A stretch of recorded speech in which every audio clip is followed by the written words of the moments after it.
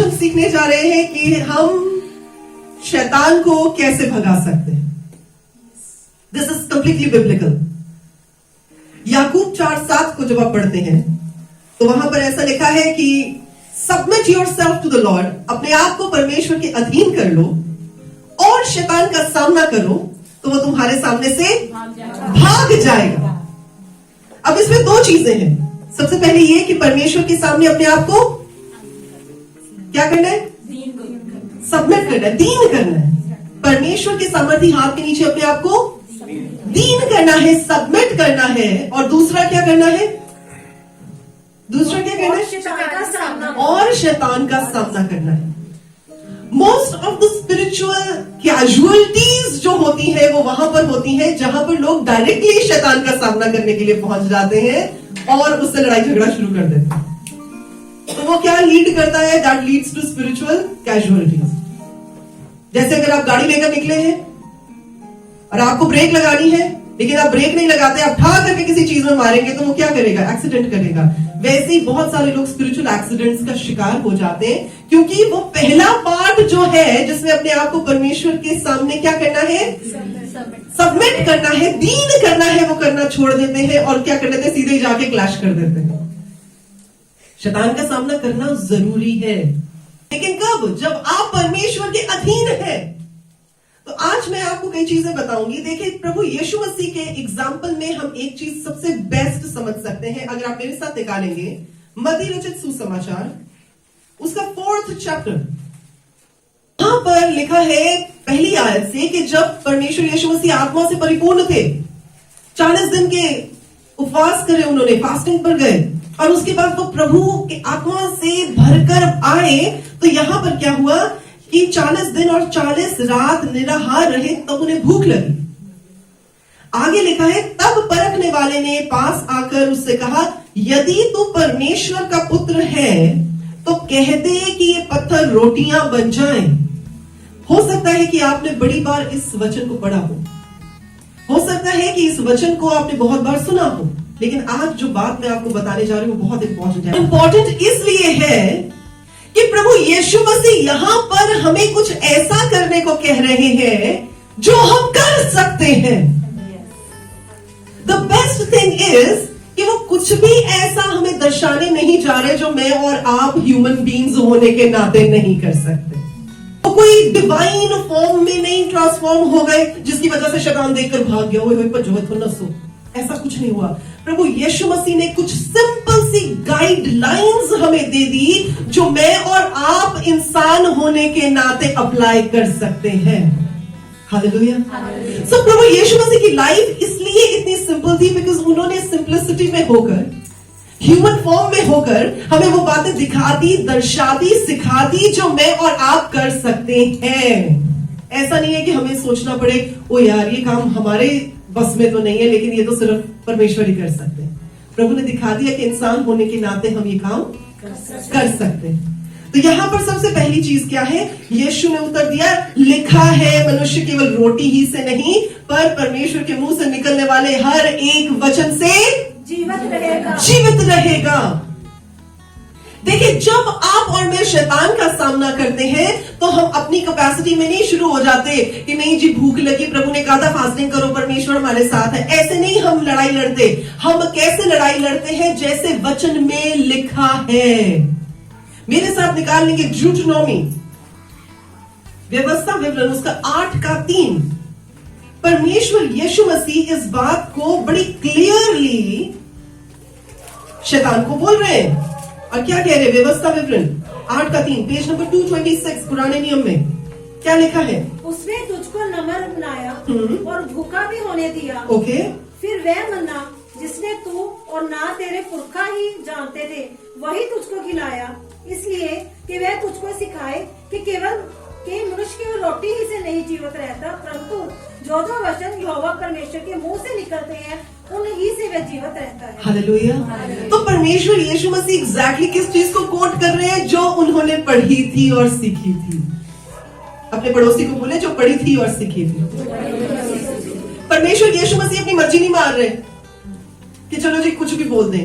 उन्होंने क्या कोट किया? उन्होंने व्यवस्था विवरण की उस बात को कोट किया जो लिखी है कि मनुष्य केवल रोटी से नहीं जिंदा रहता है, लेकिन प्रभु के मुंह से निकले हुए हर एक वचन से जिंदा रहता है। शैतान पर वहां पर भी रुका नहीं। उसने फिर क्या किया? उसने एक और आजमाइश प्रभु के सामने रखी। 5th आयत पढ़ देंगे, 4-5, मत्ती रचित सुसमाचार।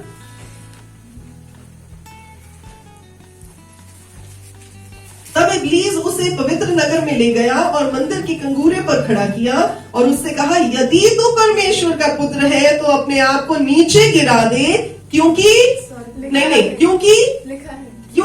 लिखा है। शैतान भी वचन को जानता है। वो कह रहा है क्योंकि लिखा है। शैतान भी वचन को जानता है। अपने पड़ोसी को बोले, शैतान को भी वचन का पता है, पर वो वचन से डरता नहीं है। कब तक नहीं डरता? जब तक आप वचन को अप्लाई नहीं करते, तब तक वो वचन से नहीं डरता। लेकिन जब आप वचन को पर्सनलाइज्ड हथियार बनाकर यूज करते हैं, तब वो डरता है। वो वचन की इंफॉर्मेशन से नहीं डरता। बोले, इंफॉर्मेशन से नहीं डरता। जोर से बोले, इंफॉर्मेशन से नहीं डरता। वो वर्ड की रेवलेशन से डरता है। वो वर्ड की प्रकाशन से डरता है, उस मुकाशफे से डरता है जो वचन आपकी जिंदगी में कर सकता है, और आप जानते हैं कि वो वचन आपकी लाइफ में कर सकता है। हालेलुया। अब वो यहाँ पर क्या उस बात को कोट कर रहा है कि लिखा है कि स्वर्गदूतों को प्रभु क्या करेंगे? तेरे निमित्त आज्ञा देंगे कि जहां कहीं तू जा वो तुझे हाथों हाथ उठा लेंगे। ऐसा ना हो कि पत्थर से तेरा पांव ठेस खाए। और ये कहां लिखा है? भजन संहिता 91 में ये बात लिखी गई है। जब आप भजन संहिता 91 पढ़ते हैं, उसके 11 और 12 में ये बात लिखी है। यानी शैतान को पता है कहां लिखी है, शैतान को पता है क्या लिखा है, शैतान को पता है कि इसका क्या मतलब है। लेकिन जब तक आप नहीं जानेंगे कि इसका मतलब आपकी जिंदगी में क्या रेलेवेंस क्रिएट करता है, तब तक वो वचन सिर्फ वचन की इंफॉर्मेशन है, रेवलेशन नहीं है। हालेलुया। तो यहां पर क्या है? वो इस बात को कोट कर रहा है। अब जब शैतान आपके मन में वचन के साथ लड़ाई करे, तो आपको क्या करना है? आपको भी वचन का हथियार उठा लेना है और आपको कहना है, लिखा है। क्योंकि वचन क्या है? दो धारी तलवार है। अगर वो एक तरफ से काटती है, वो दूसरी तरफ से भी काटती हुई जाती है। तो जब शैतान आपके मन में ये बात डाले कि हाँ भाई, लिखा है कि तू अनुचित रीति से परमेश्वर की मेज में शामिल ना होना, तो आप क्या कहोगे? ये भी लिखा है कि मुझ पर दोष नहीं लगाया जा सकता, क्योंकि मैं प्रभु यीशु मसीह के लहू से धुला हुआ हूं। जब वो आपके मन में डाले, ऐसा भी लिखा है, तो आप भी वचन से, ऐसा भी लिखा है। हालेलुया। तो जब आप लड़ें, जब आप बात करें, जब आप सामना करें, आप वचन से सामना करें, तो वो आपके सामने से उसे भागना पड़ेगा। क्यों? Because you are now taking your stand.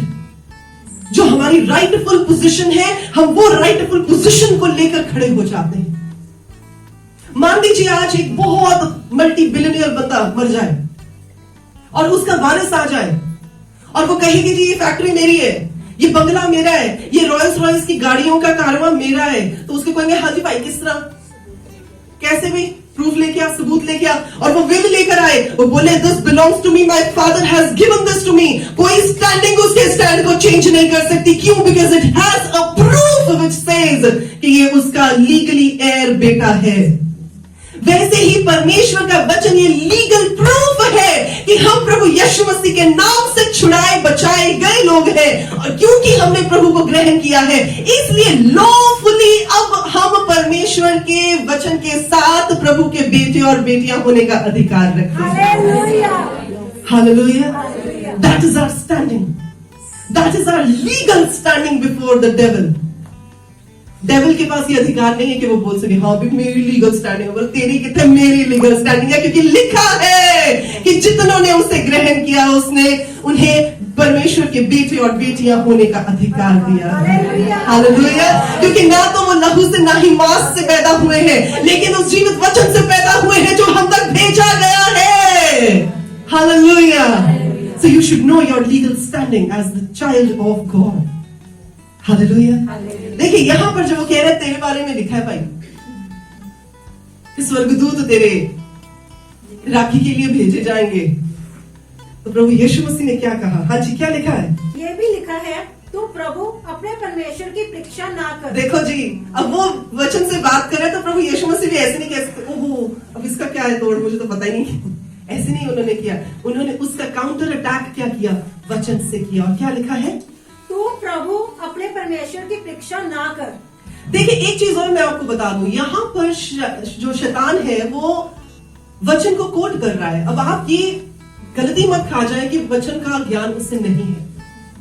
देखिए, जब आप 2 कुरिन्थियंस पढ़ते हैं, 2 कुरिन्थियों पढ़ते हैं, उसका 11 का 14 इस बात को कहता है कि शैतान खुद ही ज्योतिर्मय स्वर्गदूत का भेष धारण करके आता है। He transforms himself as the angel of light. तो जब एंजल ऑफ लाइट, कई बार ऐसा भी हो सकता है कि वो आपको भरमाने के लिए आए, और जब वो भरमाने के लिए आएगा, वो अपने सिंहों के साथ नहीं आएगा, वो अपने काली से मुंह और जीभ के साथ नहीं आएगा, वो इतना ब्यूटीफुल बनकर आएगा कि आप डिसीव हो सकते हैं। आपको लगता है यार इतनी ब्यूटी में तो गलती नहीं हो सकती, पर वो ब्यूटीफुल होकर ही भरमाने आता है। तो जब वो आपको वचन के साथ भरमाए, आपने भरमाए नहीं जाना, आपने वचन का सहारा लेना है। और फिर जो वचन में बात लिखी है, जैसे ड्यूटेरोनॉमी 6:16 में ये बात लिखी है, मेरे साथ निकाल लेंगे, व्यवस्था विवरण 6:16 लिखा है, तुम अपने परमेश्वर यहोवा की परीक्षा ना करना जैसा कि तुमने मस्सा में उसकी परीक्षा की थी। यानी प्रभु यीशु मसीह को पता है ये लिखा हुआ है। अब आप हो सकता है ये ना जानते हो, ओहो पास्टर जी मैं भूल गया या भूल गई, कौन सी रेफरेंस थी, कहां लिखा था। देखिए, प्रभु यीशु मसीह यहाँ पर रेफरेंसेस के साथ बात नहीं कर रहे कि व्यवस्था विवरण के 6:16 में ये लिखा है। परमेश्वर यीशु मसीह ये नहीं कह रहे व्यवस्था विवरण के 8:3 में ये लिखा है। प्रभु यीशु मसीह सिर्फ ये कह रहे लिखा है। दैट मीन्स आपको सिर्फ इतना ही याद रह जाए कि इतना कुछ लिखा होया है, मैंने कुछ पढ़ा था, मैंने कुछ सुना था, मैंने किसी पर मनन किया था, तो आप उसी को पकड़ के कोट करना शुरू कर दे कि लिखा है। Hallelujah, hallelujah. तो यहां पर शैतान का सामना करते हुए प्रभु यीशु मसीह क्या कह रहे हैं? लिखा है। और वो क्या कर रहे हैं? वो मुझे और आपको तसल्ली दे रहे हैं कि इतना सिंपल सा काम है, तुम और मैं भी कर सकते हैं। Hallelujah. He is not showing us anything that we cannot do, which is beyond our capacity. ऐसा तो नहीं है कुछ भी आपकी कैपेसिटी से बाहर है। कोई तीर भाले उठा के तो नहीं लेके जाने कहीं, वचन की तलवार लेकर जाओ। हालेलुया। ओके, आगे क्या लिखा है? फिर इब्लीस उसे एक बहुत ऊंचे पहाड़ पर ले गया और सारे जगत के राज्य और उसका वैभव दिखाकर उससे कहा, यदि तू गिरकर मुझे प्रणाम करे तो मैं ये सब कुछ तुझे दे दूंगा। तब यीशु परमेश्वर ने उससे कहा, हे शैतान दूर हो जा, क्योंकि लिखा है तू प्रभु अपने परमेश्वर को प्रणाम कर और केवल उसी की उपासना कर। हालेलुया। मेरे साथ निकाल लेंगे ड्यूटेरोनॉमी व्यवस्था विवरण 6:13। व्यवस्था विवरण ड्यूटेरोनॉमी 6:13। अपने परमेश्वर यहोवा का भय मानना, उसी की सेवा करना और उसी के नाम की शपथ खाना। देखिए, यहाँ पर लिखा है कि अपने परमेश्वर यहोवा के नाम का डर मानना, भय मानना, उसी की सेवा करना। तो यहाँ पर इसका मतलब ऑलरेडी रजिस्टर्ड था, लिखा हुआ था, जो बात प्रभु यीशु मसीह कह रहे थे। आमीन। एक और चीज पढ़ लेंगे, ड्यूटेरोनॉमी व्यवस्था विवरण का 10:20। परमेश्वर यहोवा का भय मानना, उसी की सेवा करना और उसी से लिपटे रहना और उसी के नाम की शपथ खाना। देखिए, फिर भी ये दोबारा भी लिखा हुआ है। हालेलुया। एक और निकाल लेंगे, जोशुआ 24:14, यहोशू 24:14। इसलिए अब यहोवा परमेश्वर का भय मानकर उसकी सेवा खराई और सच्चाई से करो, और जिन देवताओं की सेवा तुम्हारे पुरखा महानद के उस पार और मिस्र में करते थे, उन्हें दूर करके यहोवा की सेवा करो। यानी लिखा है, बोले लिखा है, लिखा है, लिखा है, लिखा है। तो यहां पर जब ये हुआ, उसके बाद हम देखते हैं कि तब शैतान उसके पास से चला गया। लिखा है कि देखो स्वर्गदूत आकर उसकी सेवा करने लगे। एक चीज और मेरे साथ निकाल लेंगे, नीति वचन 3:1। नीति वचन प्रोवर्ब्स। हे मेरे पुत्र, जी। मेरी शिक्षा को ना भूलना, अपने हृदय में मेरी आज्ञाओं को रखे रहना। देखिए, हे मेरे पुत्र, मेरी शिक्षा को ना भूलना, अपने दिल में क्या करना? परमेश्वर कहते हैं मेरे प्रिसेप्ट्स को अपने दिल में छुपा कर रखना। आमीन। और एक चीज और पढ़ दें, इसी का नीति वचन का 4:10 पढ़ दें। हे मेरे पुत्र, मेरी बातें सुनकर ग्रहण कर, तब तो बहुत वर्ष तक जीवित रहेगा। अच्छा, मेरी बातें सुनकर क्या कर? ग्रहण कर। बातें सुनकर ग्रहण कर। रिसीव कर, तो क्या करेगा तू? बहुत वर्ष तक जीवित रहेगा। बहुत वर्ष तक जीवित रहेगा। और एक और पढ़ देंगे, प्रोवर्ब्स 7:3। शुरू से पढ़ते हैं ना, 7 चैप्टर की पहली आयत लिखा है, हे मेरे पुत्र, मेरी बातों को मानकर और मेरी आज्ञाओं को अपने मन में रख छोड़, मेरी आज्ञाओं को मान, इससे तू जिंदा रहेगा, और मेरी शिक्षा को अपनी आंख की पुतली जान। आंख की पुतली कितने नजदीक है हमारे? कितने नजदीक है हमारे? बहुत नजदीक है, वो हमारे शरीर का हिस्सा है। और आगे क्या लिखा है? उनको अपनी उंगलियों में बांध और अपने दिल की पटिया पर लिख ले। That means it is to be so close to us. परमेश्वर का वचन हमारे लिए दूर नहीं होना चाहिए। परमेश्वर का वचन हमारे इतने नजदीक होना चाहिए कि हमारे दिल की पटिया पर लिखा हुआ है, हमारी आंख की पुतली मानित है, हमारी उंगलियों के साथ लिपटा हुआ है कि चाहे हम आंखें हिलाएं, चाहे हम हाथ हिलाएं, चाहे हम दिल से कुछ सोचें या बोले, वो सब जगहों पर परमेश्वर का वचन हमारे सामने है। समझ रहे हैं इस बात को? इसलिए परमेश्वर अपने वचन को इतनी नजदीकी से हमारी लाइफ में उतरने देते हैं ताकि हम उस वचन को इस्तेमाल कर सकें। और जब जब शैतान आपके पास आए, आपको डराने के लिए, आपको धमकाने के लिए, आपको गिराने के लिए, आपको भरमाने के लिए, तो आपको बार बार यही कहना है, शैतान मुझसे दूर हो जा, क्योंकि लिखा है। जब वो आपको बोले क्या तू अपनी इस प्रॉब्लम का सामना कर लेगा, तो आप बोलो, लिखा है कि यहोवा परमेश्वर मेरा चरवाहा है और मुझे कोई घटी ना हो। जब वो आपको बोले क्या ये चीजें तेरे लिए पर्याप्त है, तो आप कह सकते हैं, लिखा है कि वो मेरी जरूरतों को पूरा करने वाला परमेश्वर है। जब आप अपनी हीलिंग के लिए जूझ रहे हो, दवाइयां खा रहे हो, उस टाइम आप बोले, जब वो आपको आके कहे कि हाँ भाई तू तो बीमार रहता है, तू तो दवाइयां खा रहा है, तो आप बोले, लिखा है वो मेरा चंगा करने वाला परमेश्वर है और उसने अपना चंगाई का वचन भेजकर मुझे चंगा किया। और फिर बोले, लिखा है कि उसके कोड़े खाने से मैं चंगा हो चुका हूं। जब आप उन वचनों को पकड़ लेते हैं, वचनों के साथ खड़े हो जाते हैं, वचनों की गहराई को जान लेते हैं, वचन की रेवलेशन को अप्लाई करते हैं, तब वो वचन आपकी लाइफ में काम करता है। हालेलुया। तो जब आपके सामने ऐसे पहाड़ लाए जाए, तो आपने क्या कहना है? लिखा है, लिखा है, लिखा है। और पता कैसे लगेगा लिखा है? जब हम वचन को पढ़ेंगे, जब हम वचन को सुनेंगे, जब हम वचन को घर जाकर मनन करेंगे, जब हम वचन की गहराई को जान सकेंगे, तब हम कह सकेंगे लिखा है। नहीं तो सोची जाओ, ओहो पता नहीं कितने लिखे ऐसे। बच्चे एग्जाम में तभी लिख पाएंगे ना जब टीचर कहती है इसको मार्क कर लो, ये इंपॉर्टेंट क्वेश्चंस है,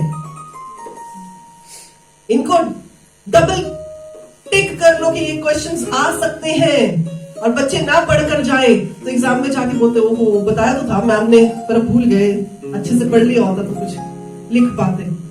तो इसलिए जब आप इस बात को कहें लिखा है, तो याद रखें कि आपने वो वचन को पढ़ा है, आपने उस वचन को सुना है, आपने उस वचन को तभी अप्लाई करना जाना है। क्लियर है जी? ऐसा भी लिखा है that we are precious in the sight of God। ऐसा भी लिखा है हम परमेश्वर की नजर में बहुमूल्य हैं और प्रभु हमसे बहुत प्यार करते हैं। ये भी लिखा है। ऐसा भी लिखा है कि हम अपनी सारी चिंताएं परमेश्वर पर डाल दें क्योंकि उन्हें हमारा ख्याल है। ये लिखा है। ऐसा भी लिखा है कि कल की चिंता मत कर। ऐसा भी लिखा है be anxious about nothing but in everything, किसी भी बात की चिंता न करें लेकिन हर एक बात में हमारे निवेदन परमेश्वर के सामने धन्यवाद की भेंटों के साथ अर्पण किए जाए। लिखा है। जब आप प्रार्थना करें, जब आप शैतान का सामना करें, जब आप भरमाई हुई आत्माओं को अपने से भगाना चाहें, तो क्या करना है? Submit yourself to the lord. परमेश्वर के सामने अधीनता में आ जाए, परमेश्वर के सामने दीन हो जाए और फिर शैतान का सामना करें, तो शैतान को क्या करना पड़ेगा? इतने प्यार से बोलो, भागना पड़ेगा, क्योंकि लिखा है कि उसे भागना पड़ेगा। हालेलुया। परमेश्वर के नाम में जोरदार तालियों के साथ तो प्रार्थना करते हैं।